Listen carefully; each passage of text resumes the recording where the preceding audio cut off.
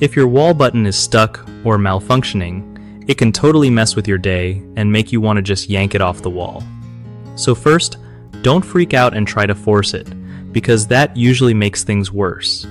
Instead, gently wiggle the button to see if it frees up.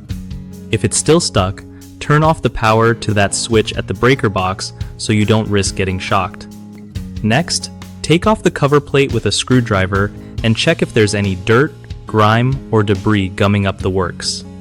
Sometimes a little cleaning with a cloth or compressed air does the trick. If the button looks damaged or worn out, it might be time to replace the entire switch, which is pretty straightforward if you're handy, or you can call someone to help. Also, check the wiring to make sure nothing is loose or disconnected inside the switch box. Sometimes the problem isn't the button, but the wiring or the switch mechanism itself. And hey, if you're not comfortable dealing with electrical stuff, always get a pro to handle it for safety reasons. One of the biggest issues with a stuck or malfunctioning wall button is ignoring the problem until it gets worse, like causing flickering lights or a complete power failure. To fix that, catch the problem early and either clean or replace the switch.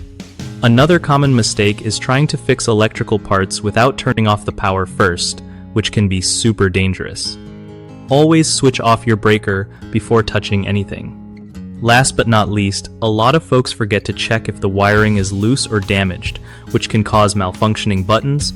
Tightening connections or replacing faulty wires usually sorts that out. BigHomeProjects.com is a great spot if you're looking to find trusted local contractors who really know their stuff for fixing wall switches and other home repairs. Plus, if you are a contractor yourself, it's an easy way to connect with homeowners who need your skills and want reliable, quality work done.